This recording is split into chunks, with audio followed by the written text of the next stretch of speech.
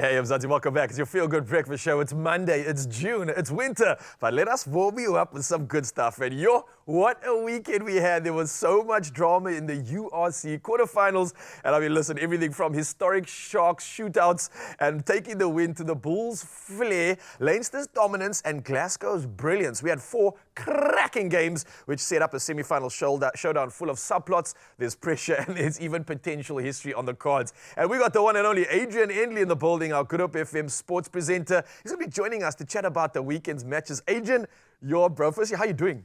I'm doing great. Have you recovered from all the chaos? Wow, my heart is finally a bit settled. Dude, that was wild, man. And I was talking to you off air about some of the games. I don't know if it was lucky or not, but I didn't get to catch the Stormers game, being a Stormers fan. Yeah. And I think I'm actually grateful for that because it seemed like it was a frustrating match. What do you make of the challenge they took up against the superior Glasgow at the end of the day? Yeah, I think definitely a good match to miss. So well done for missing that. I was watching that match with my dad, and just the frustration was very evident. Really, yeah. I mean, look, I thought going into this, the Stormers are a little bit on the back foot. Obviously, they had some key players missing in Damien Willems, Leon Zas as well. But they've got the depth. They do, 100%. But also, you know, when you're traveling that far, there's always a little bit of, you know, you're kind of under. Yeah. But I think no one really expected them to get as run over as they did. And I mean, looking at what the coach John Dobson had to say afterwards, he put it up pretty clear. Look, there were just too many mistakes. Yeah. It was just not our day. Everything that could have gone wrong went wrong. Defensively, we weren't great. But look, don't take away from the Glasgow Warriors. They were absolutely clinical in what they did. Starting the second half, it looked like we could maybe get something back. We pulled it back to just a 1-point game, but immediately 2 quick-fire tries from Glasgow Warriors saw that game out. Beautiful tries at that, just opening up the field, cutting through the defense. It was a beautiful display.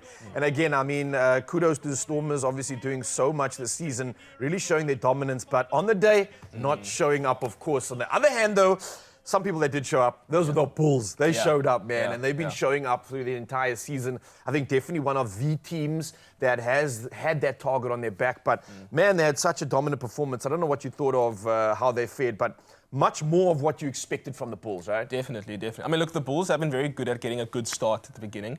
And they tried that, not to great success. I think definitely Jake White had some sort of heart palpitations going in because they were down fairly big starting that match. And I think lots of people thought, okay, panicked a little bit, but the Bulls did what they did, and they just played some good rugby. Willie Leroux absolutely shining. I mean, he's in his sort of twilight years in rugby, but he's still absolutely turning up for the Bulls. It's weird. I saw the game and I was like, man, this looks like he's in the crescendo of his career. Never mind the end of it. And it's so cool to see again that flame being really like invigorated in a team like this. I got to say the Bulls have really showed up, and you spoke about it now. The composure they have, even when they are down, it's something that is so important in this league because inevitably you might go down, things might not go your way, but how do you finish? How do you control that?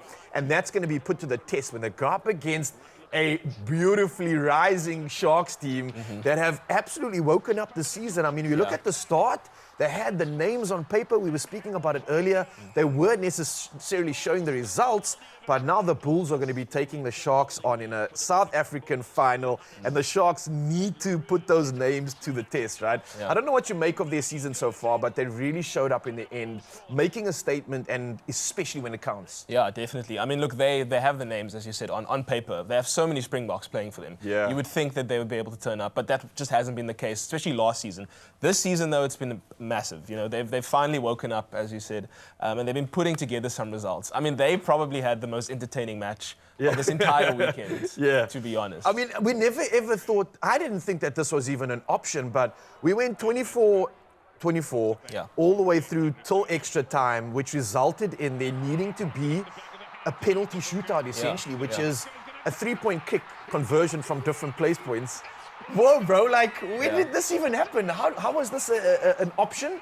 And how cool was this? It's honestly so rare. I mean, this has never happened in the URC itself. And it takes a lot to get to that point. Because even if the scores are still tied, they'll usually take the team that scored the most tries within the match. Or the difference or something. Yeah, and it just so happened that both teams had scored 3 tries during that match. So there actually wasn't an option. They had to go to these penalty shoot-offs, as you said. And honestly, one entertaining sort of factor to it. Maybe something we'll see a bit more in the future in rugby, because I think lots of people enjoyed watching I think that. especially that, man. We were saying after seeing that, realizing the entertainment value, the hype, and what that gave audience and the crowd. Oh, you might get a version of a T20 of some sorts in rugby involving that, because what an incredibly hype moment. And again, Sharks just showing their composure when it counts. I must say, the biggest sort of takeaway everyone's been having is this incident with Jaden Hendricks. I don't know if you saw this. With Jack Crawley. I mean, being a football fan, you see a lot of these mental games often happening. You see a lot of sort of like time wasting tactics like that. People don't really see that in rugby that much, but Jaden Hendricks is sort of exercising that a little bit this weekend and getting under a lot of fans' skin with it. Again, another big debate of, is this sportsmanlike? Is this something we should see in rugby? I don't know. All we know is the Sharks won it at the end of the day. At the end of the day, the result is there, and if you're going to look at him and ask you the question, he's going to say, look, it worked. Yeah, it did. We got the result. Exactly. And I think that's what it's all about. So, quick one before we go. Predictions for the results for the semi-final. Let's talk about the home screen game first. We obviously got the Sharks up against the Bulls, Saturday, 7th of June, 5:15. What's your prediction there, man? Honestly, I think I'm going to have to go for the Sharks. I think, again, if the Sharks wake up like they did in this last match, they're going to take the Bulls. Also playing at home. Yes. I do think it could be them. I think it'll be narrow, though. A 26, sort of 23 game, maybe. Oh, and then obviously the other semi-final with Glasgow and Leinster. What do you think? Oh, Leinster have been absolutely dominant. I'm very confident Leinster should be going through after that one. Adrian, listen, appreciate you. Hopefully we can put money on those bets. But hey, don't take my word for it. It's your opportunity. But man, you've been incredible. Thanks for seeing the hype, and hopefully we can chat about all the semi-final action. For now, though, it's pretty chilly. So let's carry on moving. Carissa's looks like she's ready. So let's get it going.